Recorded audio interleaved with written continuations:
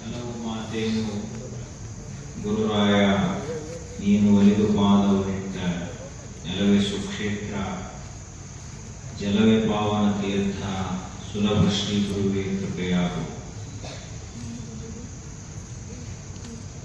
ವಿಶ್ವಗುರು ಭಕ್ತಿ ಭಾಂಡಾರಿ ಬಸವಣ್ಣನವರ ದಿವ್ಯ ಚೇತನಕ್ಕೆ ಭಕ್ತಿಯ ಶರಣಾರ್ಥಿಗಳನ್ನು ಸಮರ್ಪಿಸಿ 12ನೇ ಶತಮಾನದಲ್ಲಿ ಆಗಿ ಹೋದ ಎಲ್ಲ ಶಿವಶರಣರ ದಿವ್ಯ ಚೇತನಕ್ಕೆ ಭಕ್ತಿಯಿಂದ ಹಣಮಣದು ಸುಕ್ಷೇತ್ರ ಬೇಳೂರಿನ ಅಧಿದೈವ ಗ್ರಾಮದೈವ ಭಕ್ತರ ಇಷ್ಟಾರ್ಥಗಳನ್ನು ಪೂರೈಸುವಂತಹ ಕಾಮಧೇನು ಕಲ್ಪವೃಕ್ಷ ಸ್ವರೂಪವಾಗಿರುವ ಮಹಾಕಾಲನಿಗೂ ಕಾಲನಾಗಿರುವ ಕಾಲಭೈರವೇಶ್ವರನ ದಿವ್ಯ ಅಡಿದಾವರಗಳಿಗೆ ಭಕ್ತಿಯ ನಮನಗಳನ್ನು ಸಲ್ಲಿಸಿ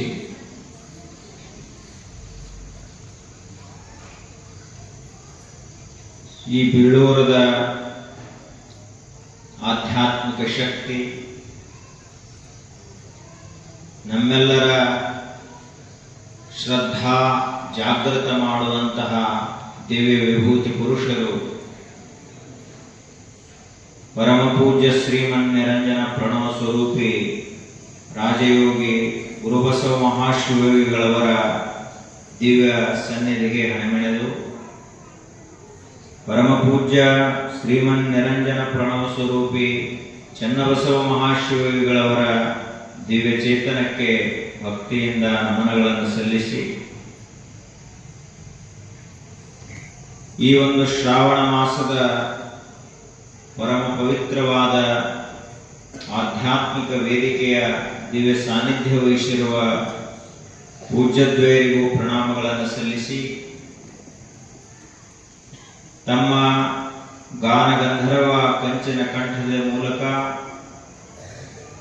ಸಂಗೀತದ ರಸವನ್ನು ಉಣಬಡಿಸ್ತಾ ಇರುವಂತಹ ಮಹಾಪ್ರತಿಭಾಶಾಲಿಗಳು ಕವಿಪುಂಗವರಾದ ಶ್ರೀಯುತ ಸಿದ್ಧಾರೂಢ ಅವರಳಿಯವರಲ್ಲಿಯೂ ಹಾಗೂ ಪಾಟೀಲ್ ಅವರಲ್ಲಿಯೂ ಕೂಡ ನಮನಗಳನ್ನು ಸಲ್ಲಿಸಿ ಶ್ರದ್ಧೆಯಿಂದ ಆಗಮಿಸಿದ ಎಲ್ಲ ಶರಣೆಯರ ಬಳಗಕ್ಕೆ ಭಕ್ತಿಪೂರ್ವಕವಾದ ಶರಣಾರ್ಥಿಗಳು.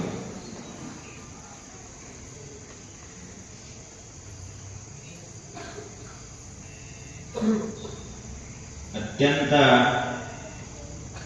ಪವಿತ್ರವಾದಂತಹ ಸಮಯದಲ್ಲಿ ನಾವೆಲ್ಲ ಇಲ್ಲಿ ಸೇರಿದ್ದೇವೆ. ಯಾವ ಸಮಯ ಪವಿತ್ರ, ಯಾವ ಸಮಯ ಅಪವಿತ್ರ ಅಂತ ಹೇಳಿ ನಾವು ಮಾಡುವ ಕೆಲಸದ ಮೇಲಿನಿಂದ ನಿರ್ಧಾರಿತ ಆಗುತ್ತದೆ. ಈ ಸಮಯದಲ್ಲಿ ನಾವು ಏನ್ ಮಾಡ್ತೇವಲ್ಲ, ಮಾಡುವಂತಹ ಕೆಲಸದ ಮೇಲಿನಿಂದ ಆ ಸಮಯ ಪವಿತ್ರ ಅದನೋ ಅಪವಿತ್ರ ಅದನೋ ಅಂತ ಗೊತ್ತಾಗುತ್ತೆ. ಅದರಂತೆ ಈ ಶ್ರಾವಣ ಮಾಸದ ಸಾಯಂಕಾಲದ ಸಮಯ ಏನದ, ಇದು ದಿನದ 24 ತಾಸಿನಲ್ಲಿಯೇ ಅತ್ಯಂತ ಪವಿತ್ರವಾದಂತಹ ಸಮಯ. ಯಾಕೆ ಅಂದ್ರೆ ಈ ಸಮಯದಲ್ಲಿ ನಾವು ಮಾಡಬಾರದ ಯಾವ ಕೆಲಸಗಳನ್ನು ಮಾಡುವುದಿಲ್ಲ, ಮಾಡಲೇಬೇಕಾದಂತಹ ಕೆಲಸಗಳಲ್ಲಿ ಅತ್ಯಂತ ಉತ್ಕೃಷ್ಟವಾದ ಕೆಲಸವನ್ನೇ ಮಾಡ್ತೀವಿ. ಅದು ಯಾವುದು ಅಂದ್ರೆ ಆಧ್ಯಾತ್ಮಿಕ ಪ್ರವಚನವನ್ನು ಕೇಳ್ತೀವಿ. ಶರಣರ ಜೀವನ ಚರಿತ್ರೆಗಳನ್ನ, ಅವರ ಜೀವನದ ಅಮೋಘವಾದ ದರ್ಶನವನ್ನು ನಾವು ಕಾಣ್ತೀವಿ. ಯಾಕೆ ಶರಣರ ಜೀವನದ ದರ್ಶನ ನಮಗಾಗಬೇಕು? ಈಗ ಅಂಥ 12ನೇ ಶತಮಾನದ ಶರಣರು ಅಷ್ಟು ಜನ ನಮಗೆ ಸಿಗಲಿಕ್ಕಿಲ್ಲ. ಆದ್ರೆ ಅವರ ಚರಿತ್ರೆಯನ್ನ ಕೇಳಿದೀವಿ ಅಂದ್ರೆ ಗೊತ್ತಾಗುತ್ತದ, ನಾವು ಕೂಡ ಹೇಗೆ ಬದುಕಬೇಕು ಅನ್ನೋದು ನಮಗೆ ಗೊತ್ತಾಗುತ್ತೆ. ಯಾಕೆ ಅಂದ್ರೆ ಚರಿತ್ರೆ ಅಂದ್ರೆ ಏನು? ಒಬ್ಬ ಮಹಾಪುರುಷರು ಯಾವ ರೀತಿಯಾಗಿ ತಮ್ಮ ಜೀವನವನ್ನ ಸಾಗಿಸಿದರು, ಯಾವ ಯಾವ ಹೆಜ್ಜೆಗಳನ್ನು ಇಡ್ತಾ ಹೋದರು, ಕಷ್ಟದ ಸಮಯದಲ್ಲಿ ಹೇಗೆ ಬದುಕಿದರು, ಸುಖ ಬಂದಾಗ ಹೇಗೆ ಬದುಕಿದರು, ಮಾನ ಬಂದಾಗ ಹೇಗಿದ್ರು, ಅವಮಾನವಾದಾಗ ಹೇಗೆ ಬದುಕಿದ್ರು ಅನ್ನುವಂಥದ್ದು ಅವರ ಜೀವನದ ಚರಿತ್ರೆಯನ್ನು ನೋಡಿದರೆ ನಮಗೆ ಗೊತ್ತಾಗುತ್ತೆ. ಪ್ರತಿಯೊಬ್ಬ ಮನುಷ್ಯನದು ಒಂದು ಚರಿತ್ರೆ ಇರ್ತದೆ. ನಾವು ನೋಡ್ಕೋಬೇಕು, ನಾವು ಹುಟ್ಟಿನಿಂದ ಇಲ್ಲಿಯವರೆಗೆ ಏನೇನ್ ಮಾಡ್ಕೊತ ಬಂದಿದ್ದೇವೆ ಅಂತ ಹೇಳಿ ಒಂದು ಕ್ಷಣ ಕಣ್ಣು ಮುಚ್ಚಿ ಧ್ಯಾನಸ್ಥನಾಗಿ ನಾವು ಕೊಡ್ತೀವಿ ಅಂದ್ರೆ ಗೊತ್ತಾಗ್ತದ ನಮ್ಮ ಚರಿತ್ರೆ ಏನು ಆಗ್ಯದ ಅಂತ ಹೇಳಿ ನಮಗೆ ಗೊತ್ತಾಗ್ತದೆ. ಅದನ್ನು ಯಾರೋ ಹೇಳಬೇಕಾಗಿಲ್ಲ. ನಮ್ಮ ಚರಿತ್ರೆಯನ್ನು ಯಾರೋ ಇನ್ನೊಬ್ಬರು ಹೇಳಿದ್ರು ಅಂದ್ರೆ ಅವರಿಗೆ ಅರ್ಧ ಗೊತ್ತಿರುತ್ತದೆ, ಅರ್ಧ ಗೊತ್ತಿರುವುದಿಲ್ಲ. ಆದ್ರೆ ನಮ್ಮ ಚರಿತ್ರೆಯನ್ನು ನಾವೇ ಅವಲೋಕನ ಮಾಡಿದೀವಿ ಅಂದ್ರೆ ಗೊತ್ತಾಗುತ್ತದ ನಾವು ಎಷ್ಟು ಚಲೋ ಇದೀವಿ, ಎಷ್ಟು ಕೆಟ್ಟದೀವಿ ಅಂತ ನಮಗೆ ಗೊತ್ತಿರುತ್ತೆ. ಆಗ ಇಡೀ ಮನುಕುಲಕ್ಕೆ ಯಾರ ಚರಿತ್ರೆ ಆದರ್ಶ ಪ್ರಾಯವಾಗಿದೆಯೋ ಅಂಥವರ ಚರಿತ್ರೆಗೆ ಶರಣರ ಚರಿತ್ರ ಅಂತ ಕರೀತಾರೆ, ಮಹಾತ್ಮರ ಚರಿತ್ರ ಅಂತ ಕರೀತಾರೆ. ಆ ಚರಿತ್ರೆಯನ್ನು ನಾವು ನೋಡ್ತಾ ಇದ್ದೇವೆ. ಅಂತಹ ಮಹಾಶೋಷರಣರಲ್ಲಿ ಅಗ್ರಗಣ್ಯರಾದಂಥವರು, ಯಾರ ಜೀವನವೇ ಶಿವ ಪಥವನ್ನು ತೋರಿಸುವುದಕ್ಕಾಗಿ ಇತ್ತು, ಯಾರ ಮಾತುಗಳು ಈ ಜಗತ್ತಿನಲ್ಲಿ ಶಾಶ್ವತವಾದಂತಹ ವಚನ ದೀಪ್ತಿಯನ್ನು ಬೆಳಗಿಸಿತು, ಯಾರು ತೋರಿದಂತಹ ದಾರಿ ಇವತ್ತಿಗೂ ಕೂಡ ಅಷ್ಟೇ ಸ್ಪಷ್ಟವಾಗಿ ದಿಗ್ದರ್ಶಕವಾಗಿದೆಯೋ ಅಂಥವರು ಯಾರು ಅಂದ್ರ ಬಸವಣ್ಣನವರಿಗಿಂತಲೂ ಪೂರ್ವದಲ್ಲಿ ಆಗಿ ಹೋದಂತಹ ಮಹಾವಚನಕಾರರು, ಮಹಾದಾರ್ಶನಿಕರು, ಮೀಸಲ ಜೀವನವನ್ನು ಸಾಗಿಸಿ ಹೋದಂತಹ ದೇವರ ದಾಸಮಯ್ಯನವರು ಶ್ರೇಷ್ಠ ವಚನಕಾರ.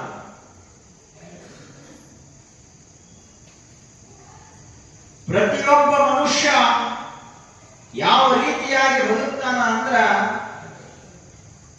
ನಿನ್ನೆ ನೋಡಿದ ಹಾಗೆ ಯಾವ ರೀತಿಯಾಗಿ ಅವನಿಗೆ ಸಂಸ್ಕಾರ ಸಿಗ್ತದಲ್ಲ ಆ ರೀತಿಯಾಗಿ ಆ ಮನುಷ್ಯ ಬೆಳೀತಾನೆ. ಒಂದು ವೇಳೆ ಸಂಸ್ಕಾರವೇ ಸಿಗದೆ ಹೋದ್ರ ಅವ ಶೋಷಣ ಆಗುವುದು ಹೆಂಗೆ ಸಾಧ್ಯದ? ಅದರಂತೆ ತೊಗರಿಯ ಕಣಜ ಅತ್ಯಂತ ಸಮೃದ್ಧವಾದಂತಹ ನಾಡು ಕಲಬುರಗಿ ಜಿಲ್ಲೆಯ ಸುರಪುರ ತಾಲೂಕಿನ ಮುದನೂರು ಅನ್ನುವಂತಹ ಪರಮ ಪವಿತ್ರವಾದಂತಹ ಊರಿನಲ್ಲಿ ಆ ಊರು ಹೆಂಗಿತ್ತು ಅಂತ ಕೇಳಿದ್ರ ಶಾಸನಗಳಲ್ಲಿ ಹೇಳ್ತಾರೆ ಅದರ ಉಲ್ಲೇಖವನ್ನ. ದಕ್ಷಿಣ ಭಾರತದ ವಾರಣಾಸಿ ಅಂತ ಯಾವುದಕ್ಕಾದ್ರೂ ಕರೀತಿದ್ರ, ದಕ್ಷಿಣ ಭಾರತದ ಕಾಶಿ ಅಂತ ಯಾವುದಕ್ಕಾದ್ರೂ ಕರೀತಿದ್ರ ಅದು ಕಲಬುರಗಿ ಜಿಲ್ಲೆಯ ಸುರಪುರ ತಾಲೂಕಿನ ಮುದನೂರು ಅನ್ನುವಂತಹ ಗ್ರಾಮ ದಕ್ಷಿಣ ಭಾರತದ ಕಾಶಿಯಾಗಿತ್ತು. ಅಂತಹ ಕಾಶಿಯಲ್ಲಿ ಮುದನೂರಿನಲ್ಲಿ ಶಂಕರಿ ದೇವಿ ಮತ್ತು ರಾಮಯ್ಯ ಅನ್ನುವಂಥವರ ಸುಪುತ್ರನಾಗಿ ಶಿವನ ಅಂಶವೇ ಈ ಧರೆಗೆ ಅವತರಿಸಿತು ಎನ್ನುವಂತೆ ದೇವರ ದಾಸಮಯ್ಯನವರು ಅವತರಿಸಿದರು. ಅವರು ಎಂತಹ ಅಮೋಘವಾದ ವ್ಯಕ್ತಿತ್ವ ಅವರದಿತ್ತು ಅಂದ್ರ ಚರಿತ್ರೆಯನ್ನು ನೋಡ್ತಾ ಹೋದಂತೆ ಗೊತ್ತಾಗುತ್ತೆ. ಅವರ ಒಂದು ವಚನ ಬಹಳಷ್ಟು ಪ್ರಸಿದ್ಧ. ಕಡೆಗೀಲಿಲ್ಲದ ಬಂಡಿ ಹೊಡೆಗೆಡುವುದ ಮಾಂಬುದೆ, ಕಡೆಗೀಲು ಬಂಡಿಗೆ ಆಧಾರ,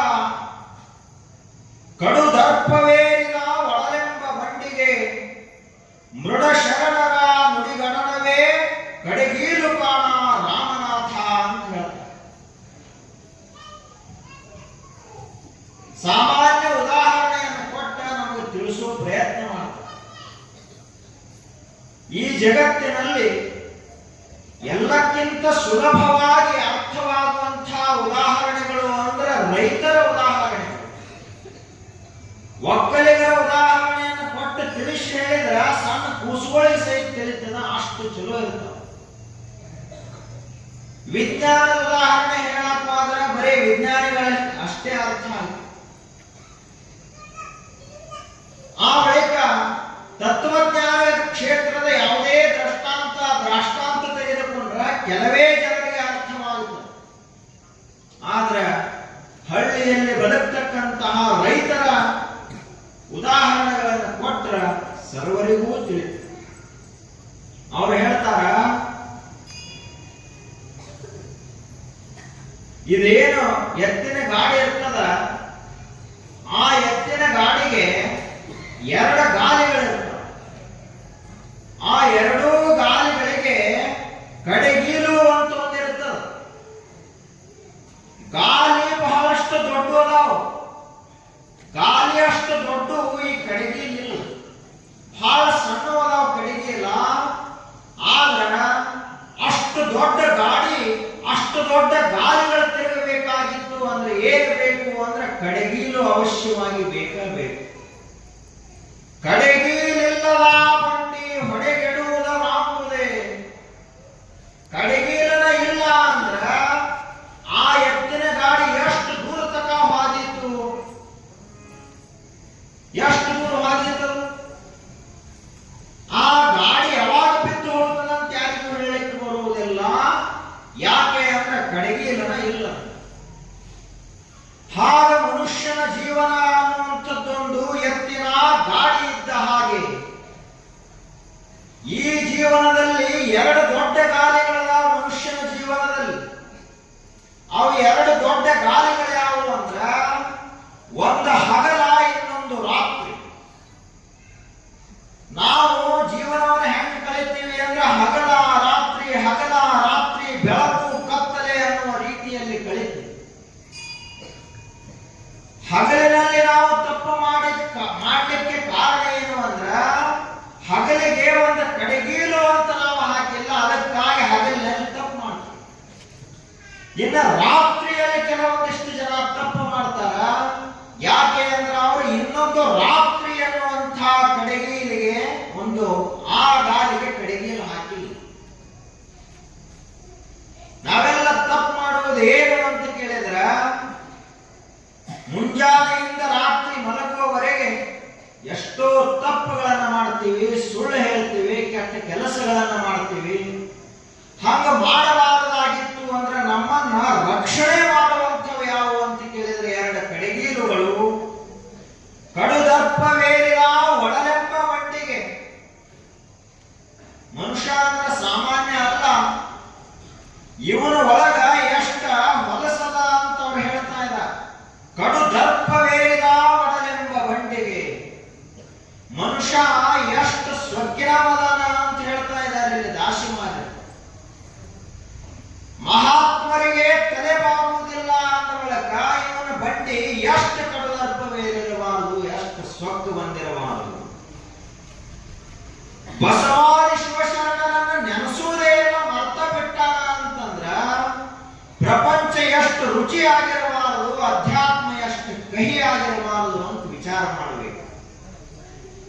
ಅದಕ್ಕೆ ಹೇಳ್ತಾರೆ ಅವರು, ಕಡುದರ್ಪವೇರಿದ ಒಡಲೆಂಬ ಬಂಡಿಗೆ ಮೃಡ ಶರಣರ ನುಡಿಗಡಣವೇ ಕಡೆಗೀಲು ಕಾಣ ರಾಮನಾಥ.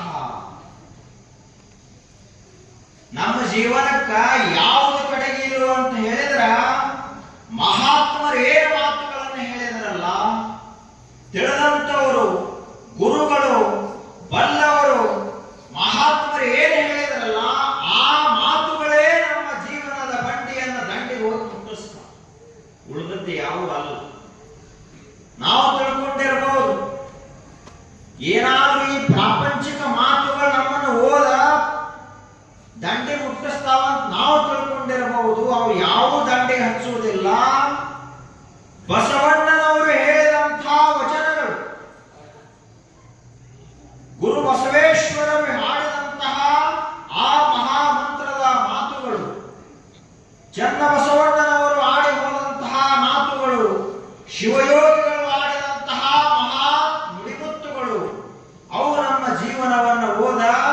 ಕೈವಲ್ಯ ಧಾಮದತ್ತ ನಿಲ್ಲಸ್ನವ ಲಿಂಗಾಂಗ ಸಾಮರಸ್ಯವನ್ನು ಉಂಟು ಮಾಡುತ್ತ.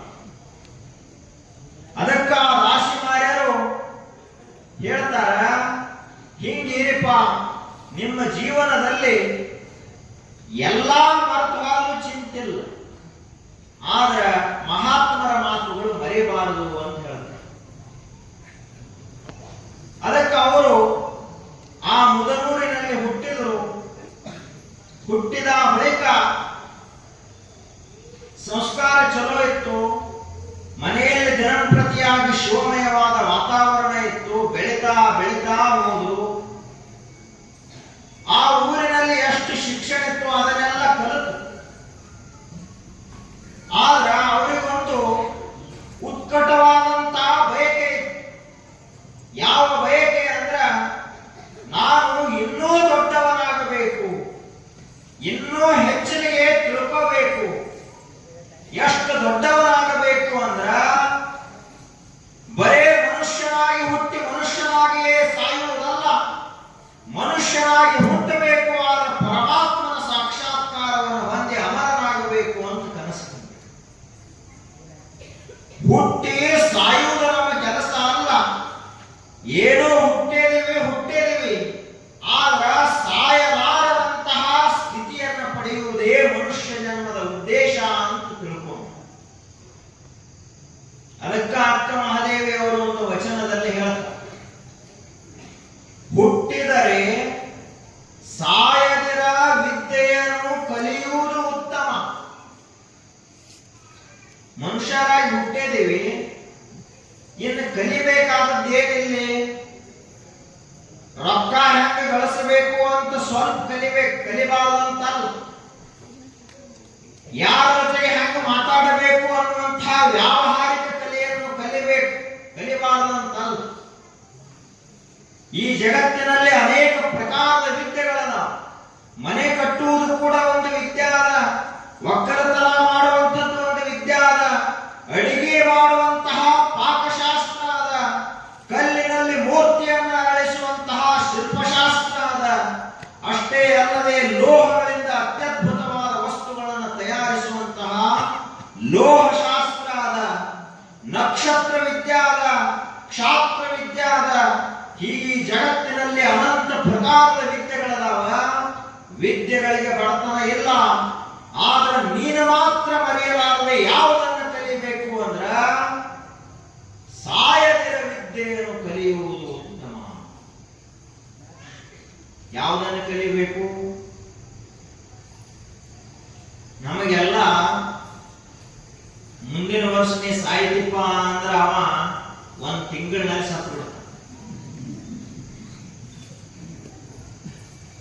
ಮುಂದಿನ ತಿಂಗಳು ನೀವು ಮನೆಗೆ ಯಾವ್ದಾರ ಭೇಟಿ ಕೊಡಾಮದಾನಂದ್ರ ಸಾಕು, ಇವತ್ತ ಊಟ ಎಲ್ಲ ಬಿಟ್ಟು ಬಿಡ್ತಾನೆ. ನಮಗ ಅಷ್ಟ ಭಯ ಅದ. ಯಾಕೆ ಭಯ ಅದ ಅಂತ ಕೇಳಿದ್ರ, ಸಾಯಲಾರದ ಒಂದು ವಿದ್ಯೆ ಅದ ಅಂತ ನಮಗ್ ಗೊತ್ತಿಲ್ಲ. ಆ ವಿದ್ಯೆಗೆ ಏನಂತ ಕರೀತಾರ? ಅಮೃತ ವಿದ್ಯಾ ಅಂತ ಕರೀತಾರ. ಮೃತ ಅಂದ್ರ ಸಾವು, ಸತ್ತವ. ಅಮೃತ ಅಂದ್ರ ಸಾಯದೇ ಇರುವಂತಹ ವಸ್ತು. ಅದನ್ನ ಕುರಿತಾಗಿ ಯಾವುದು ಹೇಳ್ತದನ್ನೋ ಅದಕ್ಕೆ ಅಮೃತ ವಿದ್ಯಾ ಅಂತ ಕರೀತಾರ.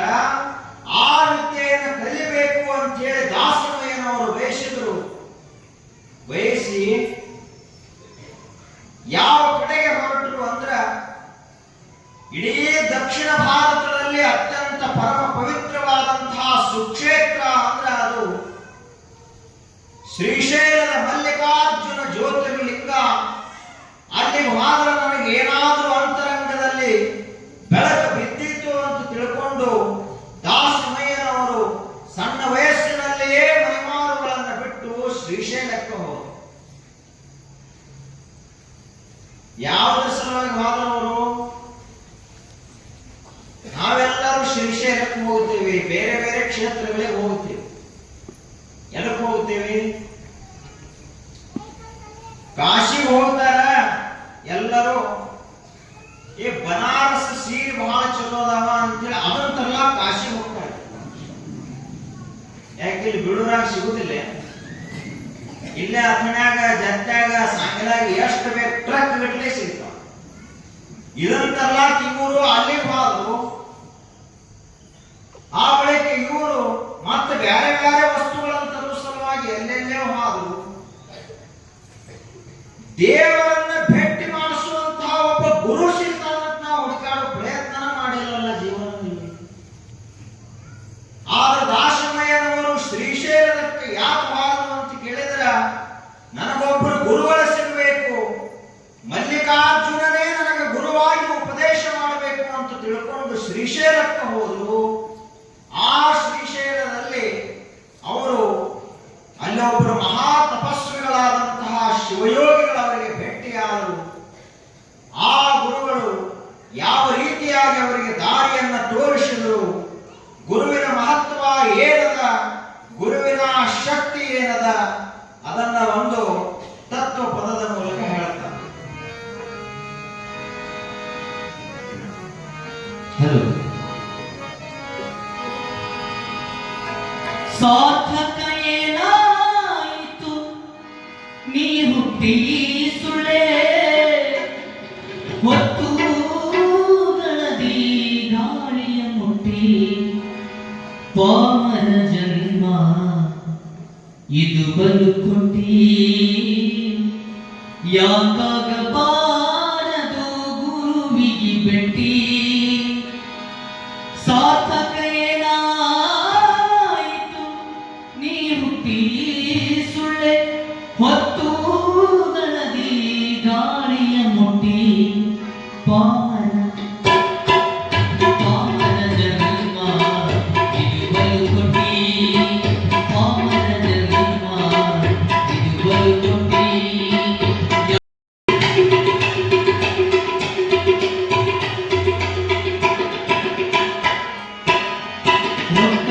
ಇಲ್ಲದೆ ಸುಳ್ಳೆ ಕಟ್ಟಿ ಗೋಜಿನೊಳಗೆ ಬಿದ್ದಿ ಹೊರಾಗಿ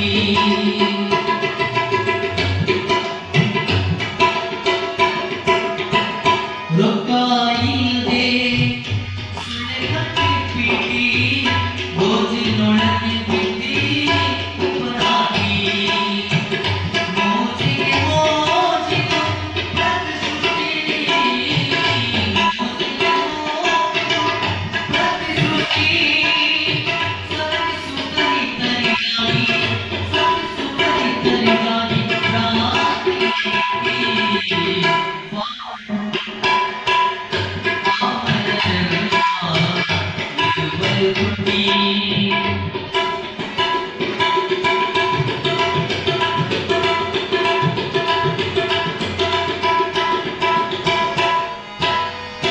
ಎಂಟು ಮಂದಿಯ ಸ್ನೇಹವ ಕಟ್ಟಿ ಒಳ್ಳೆ ಬಂಟನ ಅಹಂಕಾರ ತೊಟ್ಟಿ.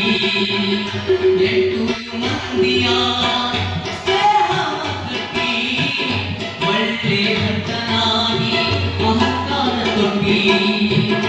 ಆರು ಮಂದಿ ಕೂಡ ಅದು ಕೆಟ್ಟಿ, ಆರು ಮಂದಿ ಕೂಡ ಅದು ಕೆಟ್ಟಿ.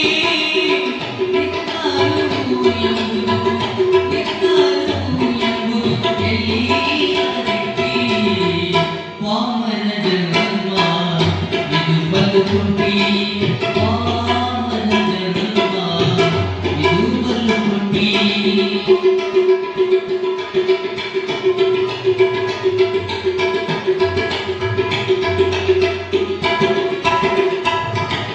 ಸ್ಥಿರವಿಲ್ಲದ ನೀ ಮನೆ ಕಟ್ಟಿ ಗುರಿ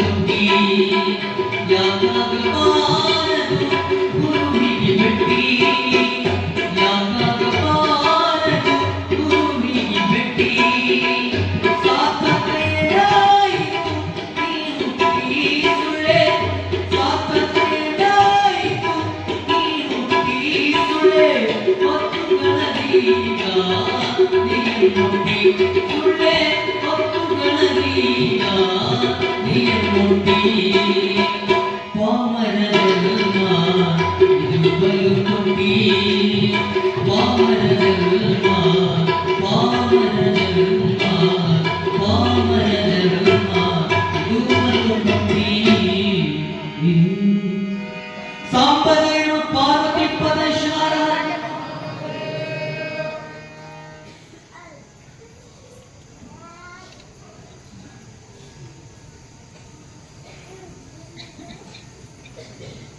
ಗುರುಗಳ ಅತ್ಯದ್ಭುತವಾದಂತಹ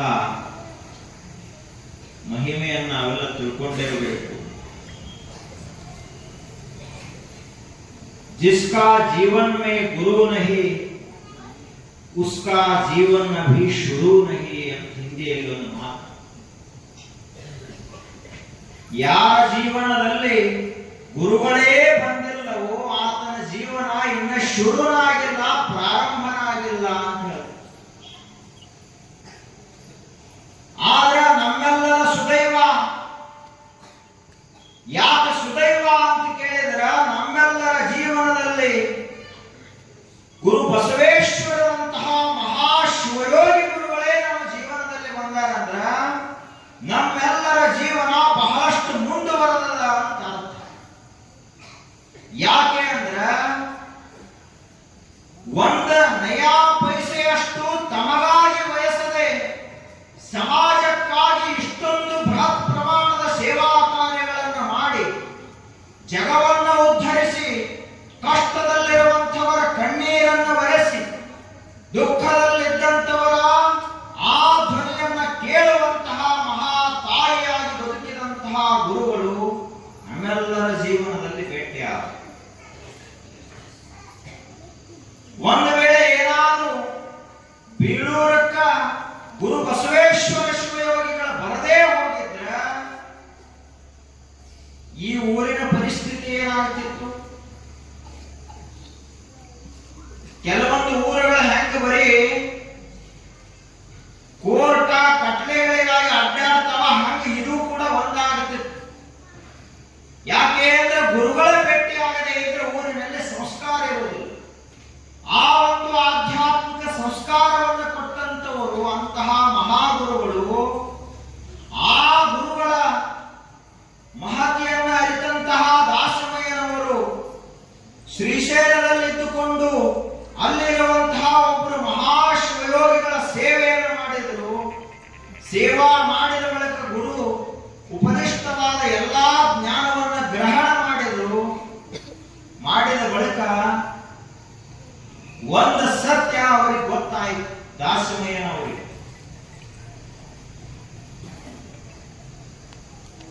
ಅದನ್ನು ತಮ್ಮ ವಚನದಲ್ಲಿ ಹೇಳ್ತಾರೆ. ಗುರುಚರಣದ ಮೇಲೆ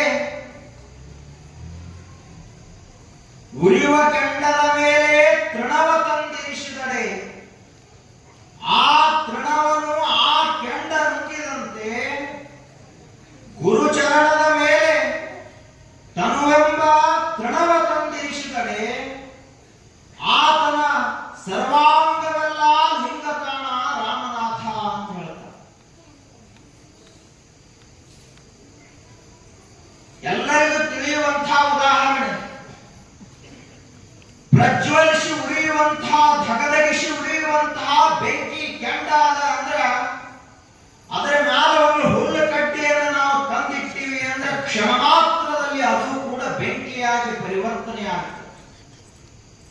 ಎಂತಹ ಕಟ್ಟಿಗೆಯನ್ನು ತಂದ ಬೆಂಕಿ ಮೇಲಿಟ್ಟರು ಕೂಡ ಅದು ಕೂಡ ಬೆಂಕಿನ ಆಗ್ತದೆ ಸ್ವಲ್ಪ ಸಮಯದಲ್ಲಿ. ಹಂಗ ಗುರು ಚರಣದ ಮೇಲೆ ತನುವೆಂಬ ತೃಣವ ತಂದಿರಿಸಿದಡೆ ಆತನ ಸರ್ವಾಂಗವೆಲ್ಲ ಲಿಂಗಕಾಣ ರಾಮನಾಥ. ನಾವೇನು ಮಾಡಬೇಕಾಗಿಲ್ಲ, ಬರೀ ಗುರುಗಳಿಗೆ ನಮಸ್ಕಾರ ಮಾಡಿದ್ರೆ ಸಾಕು, ನಮ್ಮಲ್ಲಿರುವಂತಹ ಕಾಮ ಕ್ರೋಧಾದಿಗಳ ಶಾಂತವಾಗ್ತವ. ಒಳಗಿರುವಂತಹ ಶಿವ ಚೈತನ್ಯದ ಬೆಳಕು ಪ್ರಕಾಶಮಾನವಾಗಿ ಬೆಳಗುತ್ತದೆ.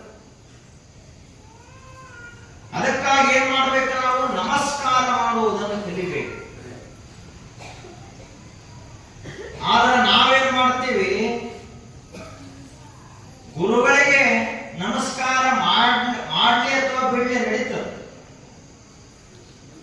ಪ್ರಪಂಚದಲ್ಲಿ ಹೆಂಗಿರ್ತದ ಅಂದ್ರ ಹಳೆಯ ದೇವರ ಮನೆಗೆ ಬಂದ ಅಂದ್ರೆ ಮೊದಲು ಮಾವನಿಗೆ ನಮಸ್ಕಾರ ಮಾಡಬೇಕು ನಾವು. ಮಾವನ ದೇವರ ಆ ಬಳಿಕ ಇವ ಮಾವನ ಹಣೆಬರ ಕಾಯಂ ನಮಸ್ಕಾರ ಮಾಡಿಸ್ಕೊಳ್ಳೋದಿಲ್ಲ. ಇವ ಮಾವ ಆಗುವುದಕ್ಕಿಂತಲೂ ಮೊದಲ ಕನ್ಯಾದಾನ ಮಾಡುವಾಗ ಹಳೆಯ ದೇವರು ಅಂತ ತಿಳ್ಕೊಂಡು ಅವನ ಪಾದ ಪೂಜೆ ಇವ ಮಾಡಬೇಕಾಗುತ್ತೆ. ಅವರೆಲ್ಲ ಇದಕ್ಕ ಪ್ರಾಪಂಚಿಕ ಸಂಬಂಧಿಕರಾಗಿರುವುದರಿಂದಾಗಿ ಅವರು ನಮಸ್ಕಾರ ಎಲ್ಲ ಅಲ್ಲಿ ನಡೀತದ. ಅದೇನ ಅಂತ ದೊಡ್ಡ ಲಾಭ ಕೊಡುವುದಲ್ಲ. ಆದ್ರ ನಮ್ಮ ಇಡೀ ಜೀವನವನ್ನೇ ಶಿವಮಯಗೊಳಿಸುವಂತಹ ಗುರುಗಳ ಚರಣವನ್ನು ನಾವು ನಮಸ್ಕಾರ ಮಾಡಿದೀವಿ ಅಂದ್ರೆ ಆತನ ಸರ್ವಾಂಗವೆಲ್ಲ ಲಿಂಗ ಅಂತ ಹೇಳ್ತಾರೆ. ಅದೊಂದು ಶರೀರ ಅಲ್ಲ, ಅದೊಂದು ಶಿವಲಿಂಗವಾಗಿ ಮಾರ್ಪಾಡಾಗ್ತದ ಅಂತ ಹೇಳ್ತಾರೆ. ಹಾಗ ದಾಸಿಮಯ್ಯನವರು ಲಿಂಗ ಶರೀರಿಯಾದರು. ಹುಟ್ಟಾಗ ಏನಿದ್ರು ನಮ್ಮಂತೆ ಇದ್ರು. ಮುದನೂರಿನಲ್ಲಿ ಹುಟ್ಟಿದಾಗ ಏನಿದ್ರು ಅವರು ಈಗ ಹೆಂಗ ಸಣ್ಣ ಹುಡುಗರದಲ್ಲ ಹಂಗ ಇದ್ರು. ಯಾವಾಗ ಶಿವ ಸಂಸ್ಕಾರ ಆಯ್ತು ಈ ಶರೀರ, ಶಿವ ಸಂಸ್ಕಾರ ಅಂದ್ರೆ ಏನು? ಹಣೆಯ ಮೇಲೆ ವಿಭೂತಿ, ಕೊರಳಲ್ಲಿ ರುದ್ರಾಕ್ಷಿಯ ಮಾಲೆ, ಬಾಯಲ್ಲಿ ಮಹಾಮಂತ್ರ, ಮನಸ್ಸಿನಲ್ಲಿ ಶಿವಚಿಂತನ, ಯಾರಾದರೂ ಮನೆಗೆ ಬಂದ ದಾಸೋಹ ಮಾಡುವುದು, 4 ಜನ ಕೂಡಿದ್ರ ಶಿವಾನುಭಾವವನ್ನು ಮಾಡುವುದು, ಸದಾ ಕಾಲದಲ್ಲಿಯೂ ಪರಮಾತ್ಮನ ಸಾಕ್ಷಿಯಾಗಿ ಕಾಯಕವನ್ನು ಮಾಡುವುದಕ್ಕೆ ಏನಂತಾರ? ಶಿವ ಸಂಸ್ಕಾರ ಅಂತ ಕರೀತಾರೆ. ಇವು ನಮ್ಮಲ್ಲಿ ಅದಾವೋ ಇಲ್ಲೋ ಅಂತ ಪರೀಕ್ಷೆ ಮಾಡ್ಕೋಬೇಕು. ಹಂಗ ದಾಸಮಯ್ಯನವರು ಅಂಗ ಶರೀರ ಹೋಗಿ ಗುರು ಸೇವೆಯನ್ನ ಮಾಡಿ ಶಿವನಾಮ ಸ್ಮರಣೆಯನ್ನ ಮಾಡಿ ಲಿಂಗ ಶರೀರಿಯಾದರು. ಆ ಬಳಿಕ ಅವರ ಮುಖದಲ್ಲಿ ಒಂದು ಅದ್ವಿತೀಯವಾದಂತಹ ಶಿವ ತೇಜಸ್ಸ ಪ್ರಕಾಶಮಾನವಾಗಿ ಹೊಳೆಯಲಿಕ್ಕೆ ಪ್ರಾರಂಭ ಆಯಿತು. ಆ ನಂತರ ಶಿವಯೋಗಿಗಳೇ ಆದರೂ ಹಾಗೆಯೇ ಪಾದ ಸಂಚಾರ ಮಾಡ್ತಾ ಪಾದಯಾತ್ರೆಯನ್ನು ಮಾಡ್ತಾ ಹೋಗ್ತಾ ಇದ್ರು. ಹೋಗುವಾಗ ಒಕ್ಕಲಿಗರದೊಂದು ಊರ, ರೈತರ ಊರ. ಆ ಊರಿನಲ್ಲಿ ರೈತ ಒಬ್ಬ ಬಹಳ ದೊಡ್ಡ ರೈತ ಇದ್ದ. 100 ಎಕರೆ ಜಮೀನಿತ್ತು. ಯಾವುದಕ್ಕೇನು ಕಡಿಮೆ ಇರಲಿಲ್ಲ. ಪ್ರತಿ ವರ್ಷ 100 ಚೀಲ ಕಾಳುಗಳನ್ನು ಬೆಳೀತಾ ಇದ್ದ. ಮನೆಯಲ್ಲಿ 8-10 ಎತ್ತಿನ ಒಕ್ಕಲತನ ಇತ್ತು. 10 ಆಳು ಕಾಳುಗಳು ಬಿಡ್ತಾ ಇದ್ರು. ಯಾವುದಕ್ಕೂ ಏನೇನು ಕೊರತೆ ಇರಲಿಲ್ಲ. ಆದ್ರೆ ಅವನಿಗೆ ಯಾವಾಗಲೂ ಮನಸ್ಸಿನಲ್ಲಿ ಅನಿಸ್ತಾ ಇತ್ತು, ಏನಪ್ಪ ಮನುಷ್ಯನ ಜೀವನ ಬರೀ ಊಟ ಮಾಡುವುದು, ಮಲಗುವುದು, ಕೆಲಸ ಮಾಡುವುದು ಇಷ್ಟಕ್ಕಾಗೇ ಬಂದೈತೇನೋ ಅಂತ ಅವನಿಗೆ ಅನಿಸ್ತಾ ಇತ್ತು. ಅವಾಗ ಒಂದು ದಿನ ಹೀಗೆ ಊರಾಗ ಮಾದ ಹೋಗುವುದರೊಳಗಾಗಿ ಒಂದು ಆಲದ ಕಟ್ಟೆ ಕೆಳಗಡೆ ಯಾರು ಕುಳಿತಿದ್ರು ಅಂದ್ರ ಮಹಾಶಿವಯೋಗಿಗಳಾದಂತಹ ದೇವರ ದಾಸಮಯ್ಯನವರು ಕುಳಿತಿದ್ರು. ಜೀವನದಲ್ಲಿ ಇಂಥವ್ರ ದರ್ಶನ ಆಗಬೇಕು. ನಾವು ಎದ್ದ ಕೂಡಲೇ ಯಾವ್ದಾದ್ರು ಕಟ್ಟೆ ಕಡೆ ನೋಡಿದೀವಿ ಅಂದ್ರ ಶಿವಯೋಗಿಗಳು ಕಾಣಿಸಬೇಕು, ವಿಭೂತಿ ಹಚ್ಚಿಕೊಂಡವರು ಕಾಣಿಸಬೇಕು, ಶರಣರ ಕಾಣಿಸಬೇಕು. ನಾವು ಎದ್ದ ಕೂಡಲೇ ಏನು ಕಾಣಿಸ್ತದ ನಮಗಂದ್ರೆ ಮೊಬೈಲ್ ಕಾಣಿಸ್ತದ. ಅದೇ ಶಿವಯೋಗಿ ಆಗೈತಿ ಈಗ ಎಲ್ಲರಿಗೂ. ದೇವರು ಮೊಬೈಲ್ ಅಂದ್ರೆ ದೇವರು. ಇನ್ನ ಲಿಂಗ ಜಗಲಿ ಮೇಲೆ ಇಟ್ಟು ಮಕ್ಕೋತಾನ ಹೊರತು ಮೊಬೈಲ್ ತಲೆ ಮೇಲೆ ಇಟ್ಕೊಂಡು ಮಕ್ಕೋತಾನ. ಮೊಬೈಲ್ ಕಳಿತು ಅಂದ್ರೆ ಅರ್ಧ ಹಾರ್ಟ್ ಬಂದಾಗಿರ್ತದೆ. ಡಾಕ್ಟರ್ಗಳ ಕಡೆ ಒಯ್ಯಬೇಕು. ಶಿವಯೋಗಿಯ ದರ್ಶನ ಆಗಬೇಕು ಜೀವನದಲ್ಲಿ ಮನುಷ್ಯನಿಗೆ. ಅವಾಗ ಇಡೀ ಜೀವನ ಬದಲಾಗ್ತದೆ. ಇನ್ನು ಕೆಲವೊಬ್ಬರು ಎದ್ದ ಕೂಡಲೇನ ರೊಕ್ಕ ಮಾಡ್ತಾರ. ಲಕ್ಷ್ಮಿ ದರ್ಶನ ಆಗಬೇಕ್ರಿ ಎದ್ದ ಕೂಡಲೇ. ಇವತ್ತೇನಾರೆ ಒಂದು 500 ರೂಪಾಯಿ 1000 ರೂಪಾಯಿ ಲಾಭ ಆಗಬೇಕು, ನುಸ್ಕಾನ್ ಆಗಬಾರ್ದು ಅಂತಂತಾರ. ಆದ್ರ ಆ ಊರ ಗೌಡ ಏನಿದ್ದಲ್ಲ ಅವ ಊರೊಳಗೆ ಹೋದ ಕೂಡಲೇ ಮೊಟ್ಟ ಮೊದಲಿಗೆ ಯಾರ ದರ್ಶನ ಆಯಿತು ಅಂದ್ರೆ ಶಿವಸ್ವರೂಪರಾದಂಥ ಶಿವಯೋಗಿಗಳ ದರ್ಶನ ಅವನಿಗಾಯಿತು. ದರ್ಶನ ಆದ ಕೂಡಲೇ ಬಹಳ ಆನಂದ ಆಯಿತು. ಯಾವುದು ನನಗೆ ಇಷ್ಟು ವರ್ಷದ ಜೀವನದಲ್ಲಿ ಆಯುಷ್ಯದಲ್ಲಿ 100 ಎಕರೆ ಹೊಲ ಇದ್ರೂ ಸಿಕ್ಕಿಲ್ಲಲ್ಲ, 100 ಚೀಲ ಕಾಳು ಬೆಳೆದರೂ ಸಿಕ್ಕಿಲ್ಲ, ಊರ ಗೌಡಿಕೆ ಇದ್ರೂ ಕೂಡ ಯಾವುದು ಸಿಕ್ಕಿಲ್ಲಲ್ಲ, ಅದು ಇವತ್ತು ಈ ಶಿವಯೋಗಿಯ ದರ್ಶನದಿಂದ ನನಗೆ ಸಾಧ್ಯವಾಯಿತು ಅಂತ ಅವನಿಗೆ ಅನಿಸ್ತು. ಸಾಷ್ಟಾಂಗ ನಮಸ್ಕಾರವನ್ನು ಮಾಡಿದ ಆ ಊರ ಗೌಡ. ನಮಸ್ಕಾರ ಮಾಡಿದ. ಅಲ್ಲೇ ಉಳಿದಂತಹ ಎಲ್ಲ ರೈತರು ಇದ್ರು. ಅವರನ್ನು ಒಂದು ಪ್ರಶ್ನೆ ಅದ ಅಂತ ಬಹಳ ದಿವಸದಿಂದ, ಆ ಪ್ರಶ್ನೆಗೆ ತಾವು ಉತ್ತರ ಕೊಡಬೇಕು ಅಂತ ಕೇಳಿದ್ರು. ಅವರು ಎಲ್ಲ ರೈತರು ಕುಡ್ಕೊಂಡು ಏನ್ ಹೇಳ್ರಿ ಅಂತ ದಾಶಿಮಯ್ಯನವರು ಕೇಳಿದ್ರು. ಇವರ ಪ್ರಶ್ನೆ ಏನಿತ್ತು ಅಂದ್ರ, ಅಲ್ರಿ ಗುರುಗಳೇ, ಶಿವಯೋಗಿಗಳೇ, ಇದೇನು ಮನೆ ಐತಲ್ಲ, ಈ ಮನೆಯನ್ನ ಹಿಂದೆ ನಮ್ಮ ಅಜ್ಜ ಕಟ್ಟಿಸಿದ್ದ, ನಮ್ಮ ಅಪ್ಪಗೆ ಬಿಟ್ಟು ಕೊಟ್ಟ. ಅಪ್ಪನು ಅದ ಮನೆಯಲ್ಲಿದ್ದ, ನನಗೆ ಬಿಟ್ಟು ಕೊಟ್ಟೀಗ. ಭೂಮಿನೂ ಮೊದಲ ಅಜ್ಜನ ಹೆಸರಲ್ಲೇ ಇತ್ತು, ಆನಂತರ ಅಪ್ಪನ ಹೆಸರಿಗಾಯ್ತು, ಮುಂದೆ ನನ್ನ ಹೆಸರಿಗೆ ಆಗ್ಯದ. ಇವೆಲ್ಲ ಆಳ ಕಾಲಗಳೇನದಾವಲ್ಲ, ಇದಕ್ಕೆ ನಾವ ಯಜಮಾನರು. ಆದ್ರ ಇದು ನಾವು ತಿಳ್ಕೊಂಡಂತ ನಿಜವಾಗಿಯೂ ಇದೇನು ಭೂಮಿ ಸೀಮೆ ಆಳ ಕಾಳ ಮನೆ ಮಾರು ಎಲ್ಲ ಅದಲ್ಲ, ಇದಕ್ಕೆ ಮಾಲಕ ಯಾರು ಅಂತ ಎಲ್ಲಾ ರೈತರು ಕೂಡಿ ಕೇಳಿದರು. ಆಗ ದಾಶಿಮಯ್ಯನವರು ಬಹಳ ಸುಂದರವಾದಂತ ಉತ್ತರವನ್ನು ಕೊಡ್ತಾರೆ. ಎಳೆ ನಿಮ್ಮ ದಾನ, ಬೆಳೆ ನಿಮ್ಮ ದಾನ, ಸುಳಿದು ಬೀಸುವ ಗಾಳಿ ನಿಮ್ಮ ದಾನ, ಎತ್ತು ನಿಮ್ಮ ದಾನ, ಬಿತ್ತು ನಿಮ್ಮ ದಾನ, ಸುತ್ತಿ ಹರಿವ ಸಾಗರವೆಲ್ಲ ನಿಮ್ಮ ದಾನ. ನಿಮ್ಮ ದಾನವನ್ನು ಉಂಡು ಅನ್ಯರನ್ನು ಹೊಗಳುವ ಪುಣ್ಯಗಳನ್ನು ಏನೆಂಬೆ ಹೇಳ ರಾಮನಾಥ ಅಂತಂದ್ರು. ಉತ್ತರ ಹೆಂಗದ? ನಿಮ್ಮ ಅಪ್ಪ ಕೊಟ್ಟದ್ದು ಇದು ಭೂಮಿ ಅಲ್ಲ, ನಿಮ್ಮ ಅಪ್ಪಂದಲ್ಲ, ನಿಮ್ಮ ಮುತ್ಯಂದು ಅಲ್ಲದ ಭೂಮಿ. ಹಾಗಾದ್ರೆ ಈ ಭೂಮಿ ಯಾರದು, ಈ ಮನೆ ಯಾರದು, ಇದೆಲ್ಲ ಎತ್ತುಗಳು ಯಾರು, ಇವು ಹೊಲದಾಗ ಬೆಳೆದಂತಹ ಬೆಳೆ ಯಾರದು? ಆ ಬಳಿಕ ಆಕಾಶ ಮಾರ್ಗವಾಗಿ ಬಂದು ಈ ಒಂದು ಗ್ರಾಮದ ಮೇಲೆ, ಇಡೀ ಒಂದು ಪೃಥ್ವಿಯ ಮೇಲೆ ಮಳೆಯನ್ನು ಸುರಿಸುವಂತಹ ಆ ಸಾಗರವನ್ನು ಯಾರು ಮಾಡಿದರೆ ಹೇಳಪ್ಪ ಅಂತ ಕೇಳಿದರು. ಯಾರು ಮಾಡಿದ್ರು?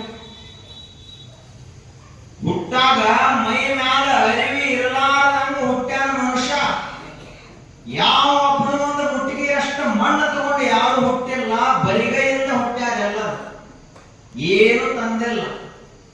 ಏ ಹೌದ್ರಿ, ಹಿಂಗ ನಮ್ಮ ಹೊರಗೆ ಹೋಗುವ ಒಂದು ಹುಡುಗ ಹುಟ್ಟ್ಯಾದ, ಬರುವಾಗ 100 ಎಕರೆ ಕಾಗದ ಪತ್ರ ಕೈಯಾಗ ಹಿಡ್ಕೊಂಡ ಹುಟ್ಟಿ ಬಿಟ್ಟಂತೆ. ಏ ಇಲ್ರಿ, ಎಫ್ಡಿ ಹಿಡ್ಕೊಂಡನ, ಬ್ಯಾಂಕಿನ ಎಫ್ಡಿ ಹಿಡ್ಕೊಂಡನ ಹುಟ್ಟೈತಂತೆ. ATM ಕಾರ್ಡ್ ಹಿಡ್ಕೊಂಡು ಹುಟ್ಟೈತಂತೆ. ಏನಾದ್ರು ಐತೆ?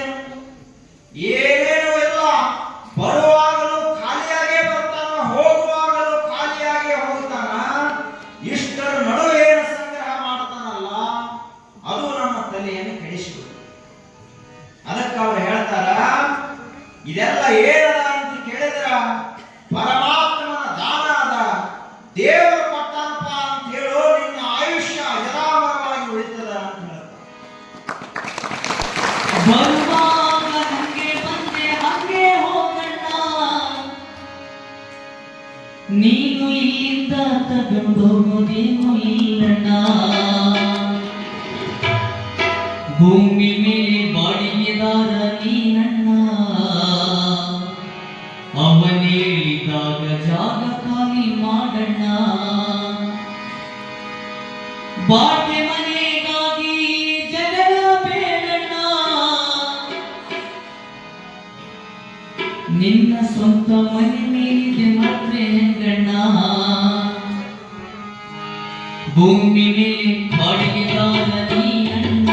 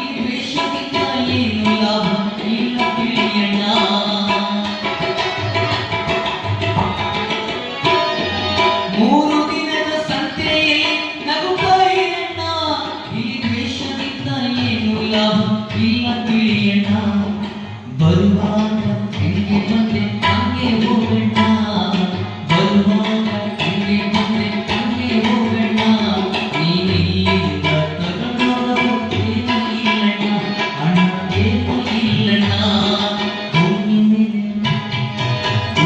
ಮೇಲೆ ಬಾಡಿಗೆದಾರ ನೀನಣ್ಣ ಅವರ ಹೇಳಿದಾಗ ಜಾಗ ಖಾಲಿ ಮಾಡಣ್ಣ